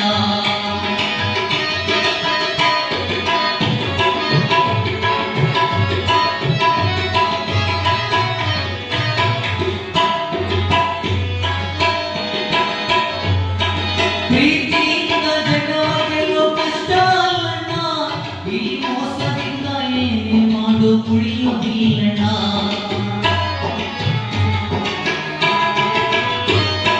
ಪ್ರೀತಿಯಿಂದ ಜಗವಾಗೆಲ್ಲೋ ಕಷ್ಟ ಅಲ್ಲಣ್ಣ ಈ ಮೋಸದಿಂದ ಏನೇ ಮಾಡು ಉಳಿಯುವುದಿಲ್ಲಣ್ಣ ಆಸ್ತಿಗಾಗಿ ಪ್ರೀತಿಯ ಕೊಲ್ಲಬೇಡಣ್ಣ ಆಸ್ತಿಗಾಗಿ ಪ್ರೀತಿಯ ಕೊಲ್ಲಬೇಡಣ್ಣ ಪ್ರೀತಿಗಿಂತ ಮಿಗಿಲಾದ ಆಸ್ತಿ ಇಲ್ಲಣ್ಣ ಅಣ್ಣ ಪ್ರೀತಿಗಿಂತ ಮಿಗಿಲಾದ ಆಸ್ತಿ ಇಲ್ಲಣ್ಣ ಭೂಮಿ ಮೇಲೆ ಬಾಡಿಗೆದಾರ ಇಲ್ಲಣ್ಣ ಅವರ ಹೇಳಿದಾಗ ಜಾಗ ಖಾಲಿ ಮಾಡಣ್ಣ ಭಾಗ್ಯ ಮನೆಗಾಗಿ ಜಗಳ ಬೇಡಣ್ಣ ಭಾಗ್ಯ ಮನೆಗಾಗಿ ಜಗಳ ಬೇಡಣ್ಣ ನಿನ್ನ ಸ್ವಂತ ಮನೆಗಿದೆ ಮತ್ತೆ ಎಂದಣ್ಣ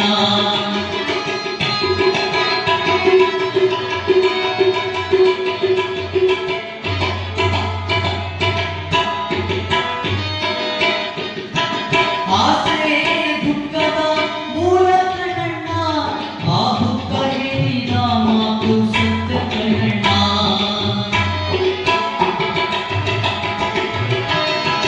ಆಸೆ ದುಃಖದ ಮೂಲ ಕಣಣ್ಣ ಆ ದುಃಖ ಹೇಳಿದ ಮಾತು ಸತ್ಯ ಕಣಣ್ಣ ಸೂತ್ರಧಾರ ಮೇಲುಂಟು ಸತ್ಯ ಹೇಳಣ್ಣ ಸೂತ್ರಧಾರ ಮೇಲುಂಟು ಸತ್ಯ ಹೇಳಣ್ಣ ಸತ್ಯ ಹೇಳು ಮನುಜನಿಗೆ ಸಾವೇ ಇಲ್ಲಣ್ಣ ಅಣ್ಣ ಸತ್ಯ ಹೇಳು ಮನುಜನಿಗೆ ಸಾವೇ ಇಲ್ಲಣ್ಣ ಭೂಮಿ ಮೇಲೆ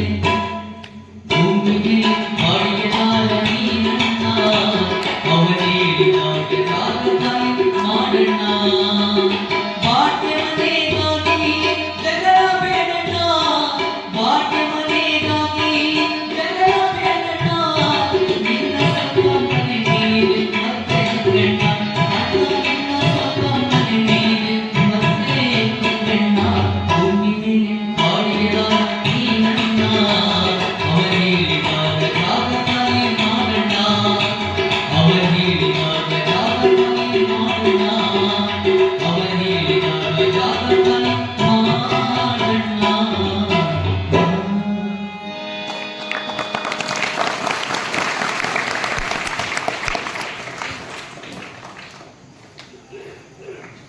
ಜಗತ್ತು ಪರಮಾತ್ಮನ ದಾನ, ದೇವರ ಸೃಷ್ಟಿ. ಇದೆಲ್ಲ ಭೂಮಿ ಸೀಮೆ, ಈ ನಿಸರ್ಗ, ಈ ಜಗತ್ತನ್ನೆಲ್ಲ ದಾನ ಮಾಡಿದಂಥವ ಯಾರು ಅಂದ್ರೆ ಪರಮಾತ್ಮ. ಆದ್ರ ನಮ್ಮ ತಿಳುವಳಿಕೆ ಏನಿರ್ತದಂದ್ರ ಮನೆ ಯಾರು ಕಟ್ಟಿಸಿದ್ರು, ಏನ್ ನಾನ ಕಟ್ಟಿಸೇನ್ರಿ ಅಂತ. ಇದು ಹೊಲ ಎಲ್ಲ ಯಾರು ಮಾಡ್ತಾರ, ನಾನ ಮಾಡಿದವ. ಮೊದಲೇನಿತ್ರಿ, ನಾವು ಬ್ಯಾರೆ ಆಗೋ ಕಾಲ ಅರ್ಧ ಎಕರೆ ಹೊಲ ಬಂದಿತ್ತು, ಬರೀ ಅರ್ಧ ಎಕರೆ. ಈಗ ಎಷ್ಟಾಗ್ಯದಂದ್ರೆ 20 ಎಕರೆ ಮಾಡೇನಿ, ನಾ ಬೆವರು ಸುರಿಸಿ ದುಡ್ದೇನಿ ಅಂತ ಮತ್ತೆ. ಇವ್ರಿಗೇನ್ ಗೊತ್ತದ್ರಿ, ಮಕ್ಕಳಿಗೆ ಎಲ್ಲ ನಾ ದುಡ್ದೇನೆ ಅಂತ ಆಗೈತಿ ಅಂತ ಅಂದಿರ್ತಾರೆ. ಆದ್ರ ಆ ಅಜ್ಜಗ್ ಗೊತ್ತಿಲ್ಲ ಕಲ್ಲು ತಯಾರು ಮಾಡಿದವ ಯಾರು ಅಂತ ಅಜ್ಜಗ್ ಗೊತ್ತು. ಹಾಳು ಮಣ್ಣು ತಯಾರು ಮಾಡಿದವರು ಯಾರು, ಕಟ್ಟಿಗೆ ತಯಾರು ಮಾಡಿದವರು ಯಾರು, ನೀರು ತಯಾರು ಮಾಡಿದವರು ಯಾರು, ಬೆಂಕಿಯನ್ನು ತಯಾರು ಮಾಡಿದವರು ಯಾರು, ಇಡೀ ಸಮಸ್ತ ಪೃಥ್ವಿಯನ್ನೇ ಜಗತ್ತನ್ನೇ ತಯಾರು ಮಾಡಿದಂತಹ ನಿರ್ಮಾತೃ ಯಾರು ಅಂತ ಅಜ್ಜ ಮಾಡ್ತಾನೆ. ಅದಕ್ಕೆ ಹಿಂಗ ಮಾತಾಡ್ತಾನೆ. ಹಿಂಗ ಒಬ್ಬ ಸಾಹುಕಾರ ಇದ್ದಾವ ಒಂದು ಊರಾಗ.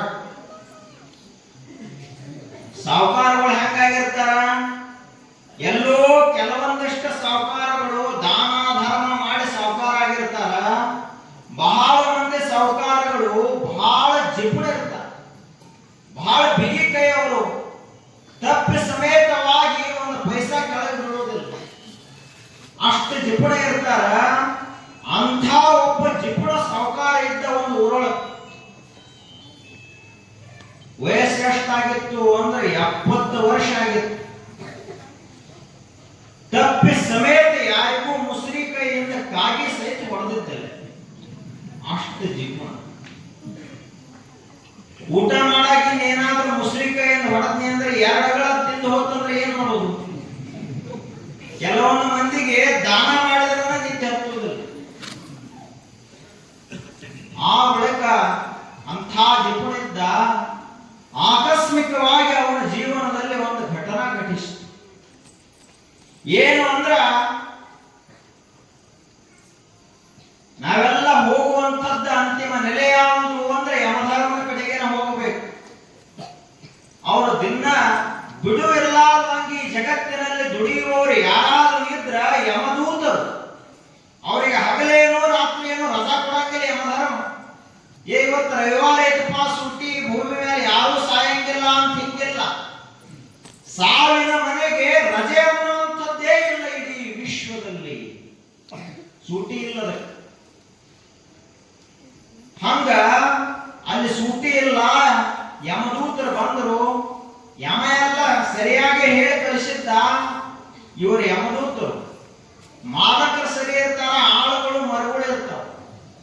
ಹಂಗೆ ಯಮದೂತರು ಯಾವುದೋ ಗುಂಗಿನಲ್ಲಿ ದಿನಂಪ್ರತಿ ಈ ಕೆಲಸ ಮಾಡಿ ಮಾಡಿ ಸ್ವಲ್ಪ ಏನೋ ಬ್ಯಾಸರಕ್ಕೆ ಬಂದಿತ್ತು. ಅವ್ರು ಏನ್ ಮಾಡಿದ್ರು ಅಂದ್ರ, ಈ ಮನೆಗೆ ಬರೋ ಬದಲಿಗೆ ಈ ಮನೆಗೆ ಬಂದ್ರು.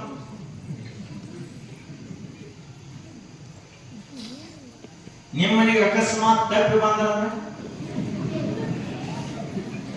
ಹೇ ವಿಳಾಸ ತಪ್ಪೈತ್ರಿ, ಅದು ಮುಂದಿನ ಮನೆಗೆ ಹೋಗ್ರಿ ಅಂತಂತೆ. ಅಡ್ರೆಸ್ ಸರಿ ಇಲ್ಲ. ಅವ ಈ ಮನೆ ಅಂತ ಬಂದಿದ್ದ, ಈ ಮನೆ ನಾವು ತಗೊಂಡು ಹೋಗ್ಬಿಟ್ರು. ಅವ್ರು ಯಾವ ಕೊಳ್ಳೆಗೆ ಹಾಕಿ ಬರ್ತದಲ್ಲ ಅವನೇ ಊರ್ಲಿ ಹಾಕಲಿ ಅಂತಂದ್ರ ಅವ್ರು ಒಂದು ನ್ಯಾಯದವರು. ಯಾವ ಕೊಳ್ಳ ತಿಪ್ಪದಲ್ಲ ಅವನಿಗ ಹಾಕಿ ಜಗ್ಗಿ ಬಿಡ್ರಿ ಅಂತಂದ. ಹಂಗಿದು ಇವು ಸಾಹುಕಾರ ತನ್ನಷ್ಟಕ್ಕೆ ಗಳಿಸಿ ಮಾಡಿ ಆರಾಮಿದ್ದ. ಇಂತಹ ಸಾಹುಕಾರನನ್ನ ಇನ್ನೂ 1 ವರ್ಷ ತಡ ಎತ್ತು ತಗೊಂಡು ಹೋಗ್ಬಿಟ್ಟು. ಅವ ಈಗ್ಯಾಕೆ ಬೈಲಾತ್ತೀರಿ ಅಂದ. ಅವ್ರಂದ್ರು ನಿಂದ ಟೈಮ್ ಇಷ್ಟ ಆಯ್ತಪ್ಪ, ಮುಗಿದೈತಿ. ಇದ್ರಾಗ ನೀ ಏನೋ ದಾನನೂ ಮಾಡ್ಲಿಲ್ಲ, ಧರ್ಮನೂ ಮಾಡ್ಲಿಲ್ಲ. ತಗೊಂಡು ಹೋಗಿ ನೇರವಾಗಿ ನರಕಕ್ಕ ಓದ್ಬಿಟ್ಟು. ಅಲ್ಲಿಂದ ಅಲ್ಲಿ ಚಿತ್ರಗುಪ್ತರು ಅಂತ ಇಬ್ಬರು ಲೆಕ್ಕಪತ್ರ ಮಾಡೋರದಾರ ಮ್ಯಾಲ, ಚಿತ್ರ ಮತ್ತು ಗುಪ್ತ. ಹೊರಗೇನಾದ್ರೂ ನಾವು ಕೆಟ್ಟ ಕೆಲಸ ಮಾಡಿದ್ದೀವಿ ಅಂದ್ರ ಚಿತ್ರ ಬರ್ಕೋತಾನ. ಮ್ಯಾಲರೆ ಬಹಳ ಚಲೋ ವಿಭೂತಿ ಹಂಚಿಕೊಂಡು ಏನು ಸಜ್ಜನಪ್ಪ ಅನ್ನಂಗ ಕಾಣ್ತಾನ, ಒಳಗ ಮಾತ್ರ ಹುಲಿ ಗುಣ ಇದ್ದು ಅಂದ್ರ ಅಂಥವನ ಲಿಸ್ಟ್ ಎಲ್ಲ ಯಾರು ಬರ್ಕೋತಾರ? ಗುಪ್ತ ಬರ್ಕೋತಾರ. ಇವ್ ಗುಪ್ತವಾಗಿ ತಪ್ಪು ಮಾಡ್ಯಾನ, ಕೆಟ್ಟ ಕೆಲಸ ಮಾಡ್ಯಾನ. ಹಂಗವ ಲಿಸ್ಟ್ ತೆಗೆದು ನೋಡಿದ್ರ ಅವ್ರು ಚಿತ್ರಗುಪ್ತರು, ಇವಂದ ಇನ್ನ 1 ವರ್ಷ ತಡ ಇತ್ತು. ನೀವು ತಪ್ಪು ಕರ್ಕೊಂಡು ಬಂದರಪ್ಪ, ಇವನ ಬ್ಯಾರೆ ತರಬೇಕಾಗಿತ್ತು. ಮಕ್ಕಳ ಮನೆ ಅಂತ ಹೇಳಿದ್ವಿ ನಾವು, ಇವನ್ಯಾಕ ಕರ್ಕೊಂಡು ಬಂದರಿ ಅಂತಂದ್ರ ಚಿತ್ರಗುಪ್ತರು. ಇವರು ಯಮದೂತರಂದ್ರು, ಆಯ್ತಾಡ್ರಿ ಮತ್ತೆ ಹಂಗಿತ್ತಂದ್ರೆ ಇವನು ಓದ್ ಬಿಟ್ಟು ಅವ ತಗೊಂಡ್ ಬರ್ತೀವಿ ಅಂತಂದ್ರು. ಆಯ್ತು, ಮತ್ತೆ ತಗೊಂಡು ಬಂದ್ರು. ಇಷ್ಟೆಲ್ಲ ಆಗೋದ್ರೊಳಗಾಗಿ 15 ನಿಮಿಷದ ಸಮಯ ಆಗಿ ಹೋಗಿತ್ತು. ಅಷ್ಟರೊಳಗಡೆ ಇಲ್ಲಿ ಏನಾಗಿತ್ತು ಅಂದ್ರೆ, ಭೂಲೋಕದಲ್ಲಿ ಉಸಿರು ಹೋಗುದು ಅಷ್ಟ ನೋಡ್ತಿರ್ತೈತ್ರಿ ಮಂದಿ. ಯಾಕಿಲ್ಲ ಜಗತ್ತಿನಾಗ ದುಡ್ಡು ದಾರಿ ಬಿಡಿಸೈತಿ ಅಂತ ಭಜನಾ ಪದ ಹಚ್ಚಿ ಬಿಡ್ತಾರೆ. ಎಷ್ಟು ದಿನ ಇಲ್ಲೇ ಇರತಿ. ಅವ ಭಜನಾ ಬಹಳ ಚಂದ ಹಾಡ್ಯಾರ. ಅವ್ ಚಲೋ, ಅವ್ ಸತ್ತಾಗ ಹತ್ತು ಭಜನಾ ಬ್ಯಾರೇನ ಅದಾವು. ಅವಟ್ ತರ್ತಾರ, ಓಂ ನಮಃ ಶಿವಾಯ ಗಾಡಿ ಕಳಿಸ್ತಾರ. ಇನ್ನು ಕೆಲವೊಂದು ಊರೊಳಗ ಆತ ಪೆಂಡಾಲ್ ಹೊಡೆದ್ರು, ಎಲ್ಲ ಮಾಡಿದ್ರು. ಇಷ್ಟೆಲ್ಲ ಮಾಡಿ ಸ್ನಾನ ಮಾಡಿಸ್ರಪ್ಪ, ಕೊನೆ ಸ್ನಾನ ಮಾಡಿಸ್ರಿ ಅಂತ ಸ್ನಾನಕ್ಕೆ ತಗೊಂಡು ಹೋದ್ರು. ಸ್ನಾನ ಮಾಡಿಸಿ ತಂದ ಸರಿಯಾಗಿ ಕೂಡಿಸಿ ಪಟಕ ಎಲ್ಲಾರು ಸುತ್ತಿ ಮಾಡಿ ಚಲೋ ಕುಣಿಸಿದ್ರು ಮುತ್ಯ.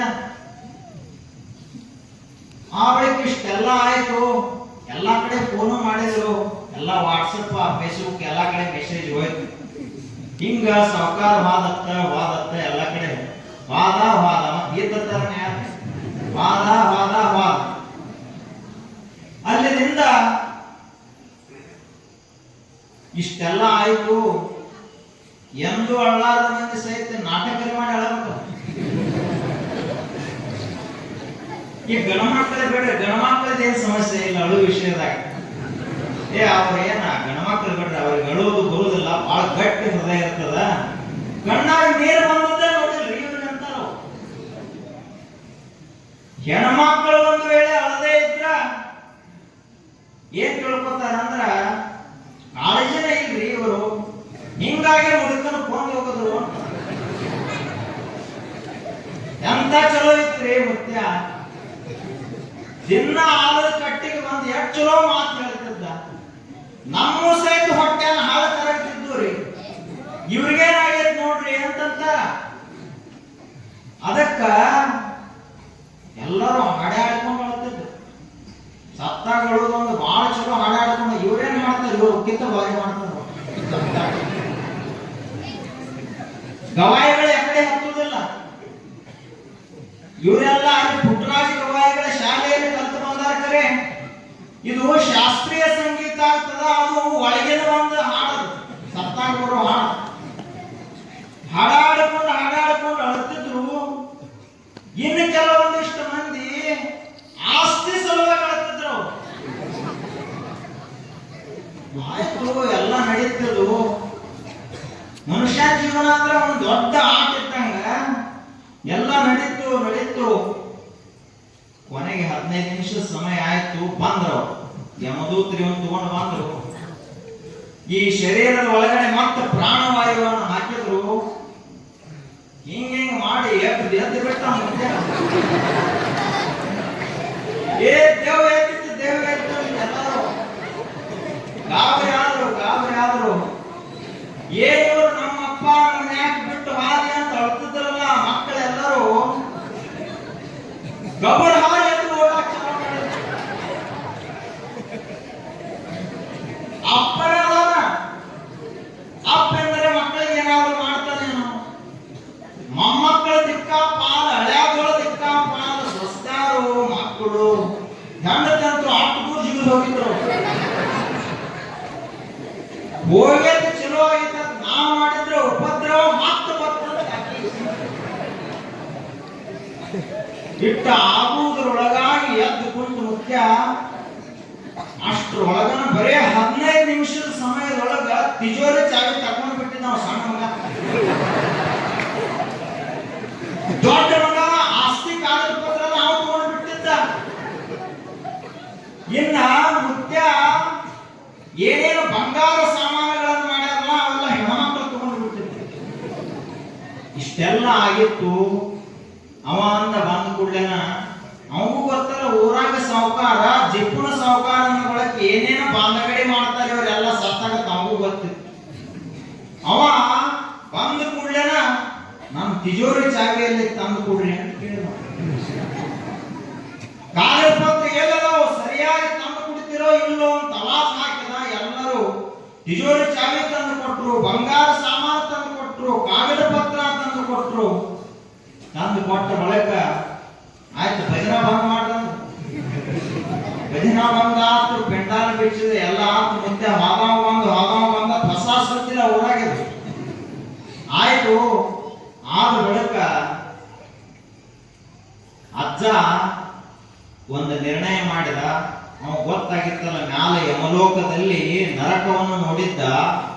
ಆ ಭಯಾನಕ ದೃಶ್ಯವನ್ನು ನೋಡಿ 1 ವರ್ಷದ ಸಮಯದ ಜೀವನದಾಗ ಒಂದಿಷ್ಟು ಪುಣ್ಯ ಮಾಡಿ ನಾನು ಇನ್ನು ಮುಂದೆ ನಾನು ಏನು ಮಾಡಬೇಕು ಅಂದ್ರೆ ದಿನಂಪ್ರತಿಯಾಗಿ ಗುರುಬಸಪ್ಪನ ಮುತ್ಯನ ಮಠಕ್ಕೆ ಹೋಗ್ಬೇಕು, ಪ್ರವಚನ ಕೇಳಬೇಕು, ದಾಸೋಹ ಮಾಡಬೇಕು ಅಂತ ನಿರ್ಣಯ ಮಾಡಿದ.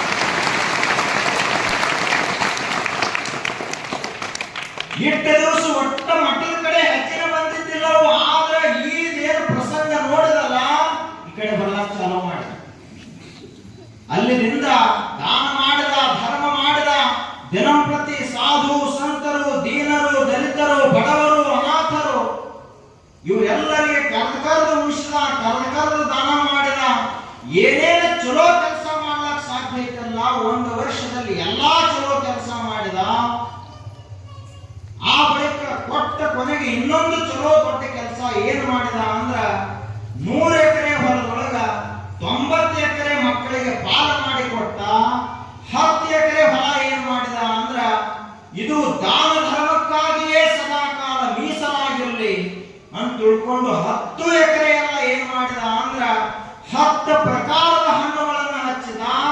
ಸದಾ ಕಾಲದಲ್ಲಿಯೂ ಈ ಹೊಲಕ್ಕೆ ಯಾರು ಬರ್ತಾರಲ್ಲ ಅವರೆಲ್ಲ ಈ ಹೊಲದೊಳಗೆ ನೆರಳಲ್ಲಿ ಕುಂತ್ಕೊಂಡು ಪ್ರಸಾದ ಮಾಡಿ ಹೋಗಬೇಕು, ಬರೀ ಫಲಾಹಾರ ಸೇವನೆ ಮಾಡಿ ಹೋಗಬೇಕು ಅಂತ ಮಕ್ಕಳಿಗೆ ಹೇಳಿ. ಒಂದು ಹಣ್ಣು ಸಹಿತ ನೀವು ಹರಿಬ್ಯಾಡ್ರಿ.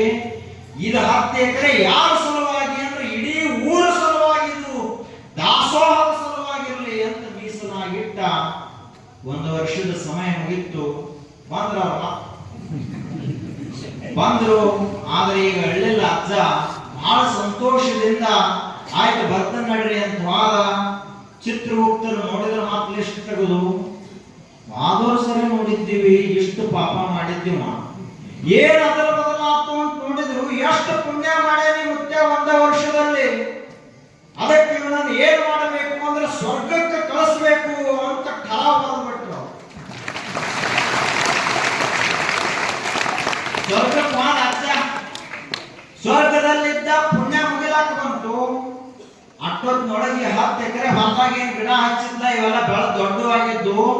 ಇಲ್ಲಿ ಗುರುಬಸಪ್ಪ ಶಿವಯೋಗಿಗಳಂತ ಮಹಾಶಿವಯೋಗಿಗಳು ಬಂದು ಒಂದು ಹಣ್ಣನ್ನ ತಿಂದು ಏನ್ ಆಶೀರ್ವಾದ ಮಾಡಿದ್ರು ಅಂದ್ರ, ಯಾವ ಮಹಾಪುರುಷ 10 ಎಕರೆ ಹೊಲದಲ್ಲಿ ಬೆಳೆದದ್ದೆಲ್ಲ ಮಹಾಪುರುಷರಿಗಾಗಲಿ ಊರಿನ ಜನರಿಗಾಗಲಿ ಸಮಾಜಕ್ಕಾಗಲಿ ಅಂತ ಹೇಳನಲ್ಲ, ಅವನು ಸದಾ ಕಾಲದಲ್ಲಿಯೂ ಶಿವನ ಸಾನ್ನಿಧ್ಯದಲ್ಲಿ ಇರಲಿ ಅಂತ ಆಶೀರ್ವಾದ ಮಾಡಿಬಿಟ್ರು ಅಜ್ಜ.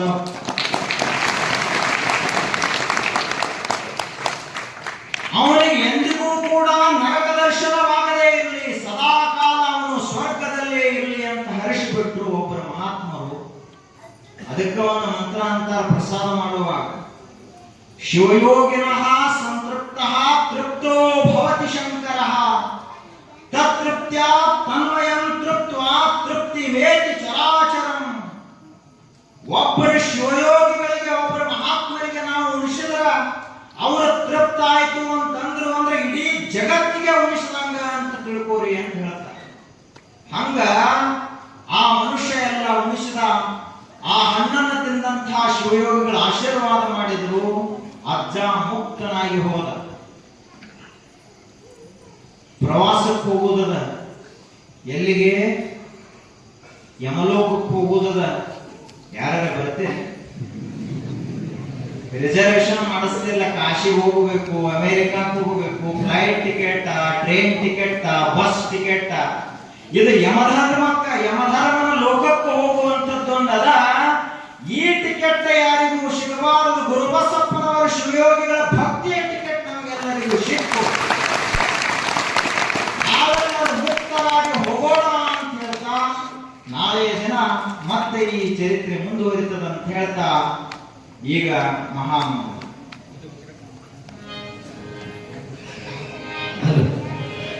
ತಮ್ಮ ನಿನ್ನ ಕರಿಯಾಕಂತ ಇವತ್ತಿನ ದಾಸೋಹ ಸೇವೆಯನ್ನು ಮಾಡತಕ್ಕಂಥ ಚಂದ್ರದ ಅಪ್ಪಸಾಹೇಬ್ ಬಾಳಗೌಡ ಚಂಗೌಡ್ ಇವರ ಪುತ್ರರಾದ ನಾಗನಗೌಡ ಅಪ್ಪಸಾಹೇಬ್ ಪಾಟೀಲ್ ಹಾಗೂ ಅವರ ಧರ್ಮಪತ್ನಿ ಮತ್ತು